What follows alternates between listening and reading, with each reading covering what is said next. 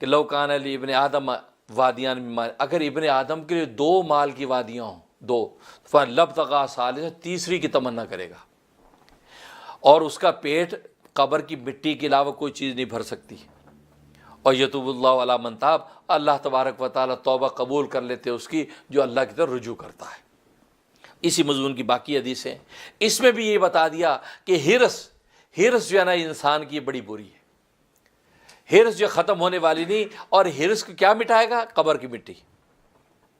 آپ بتائیے دنیا میں کتنے بڑے بڑے مالدار ہیں، یا امریکہ کی دنیا میں تو بل گیٹ کا نام، آپ بل گیٹس کا نام سنتے ہیں، بل گیٹس کتنا مالدار ہے، کیا اس نے مزید مال بنانا روک دیا؟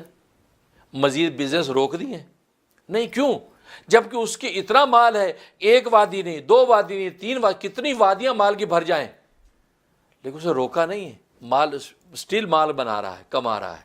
بھائی یہی نبی کہہ رہے ہیں کہ 2 وادیاں بھر کے مال کی دے دے تو تیسری کی تمنا کرے گا، تیسری دے دے تو چوتھی کی تمنا کرے گا، چوتھی دے دے تو 5ویں کی تمنا کرے گا، وہ اس سے ہٹنے والا نہیں، اس کے یہ ہرس ختم ہونے والا نہیں ہے۔ پھر اس کا ہرس کون مٹائے گا؟ قبر کی مٹی۔ جب مرے گا قبر میں جائے گا تو پیٹ میں مٹی بھرے گی، اب پیٹ کی بھی ہرس ختم ہوگی۔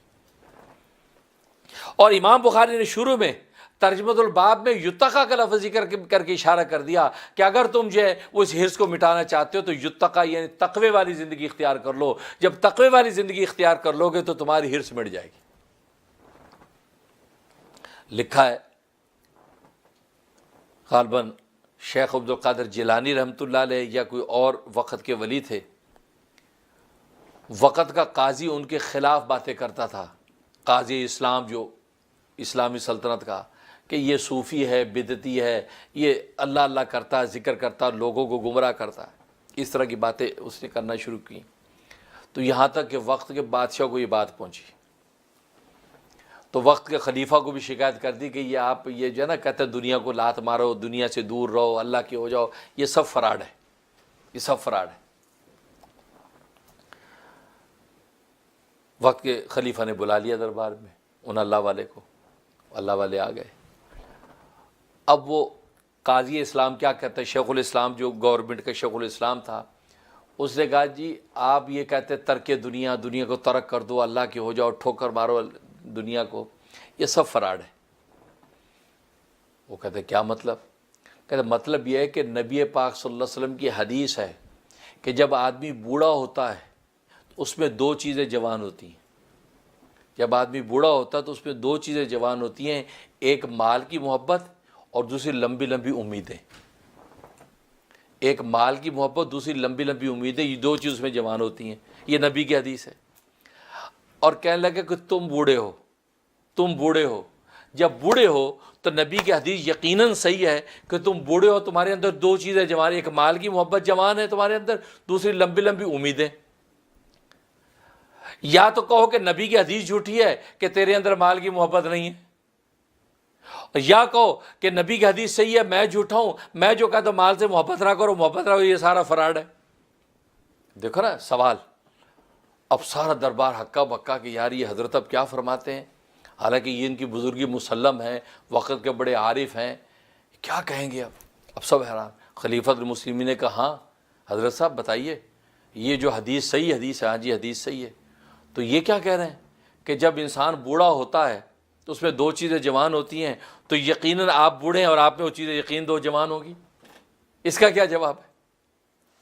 اللہ والے اللہ کو اللہ براہ راست رہنمائی کرتے ہیں، اللہ دلوں میں ڈالتے ہیں۔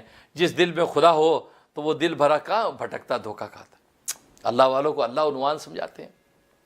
انہوں نے فرمایا کہ بادشاہ سلامت جوان تو وہ ہوگا جو پیدا تو ہو، جوان تو وہ ہوگا جو پیدا ہو، جو پیدا ہی نہیں ہوتے جوان کہاں سے ہوگا؟ الحمدللہ یہاں پیدا ہی نہیں ہوا، تقوی کی دولت سے نہ مال کی ہرس پیدا ہوئی، نہ لمبی امیدوں کی ہرس پیدا ہوئی،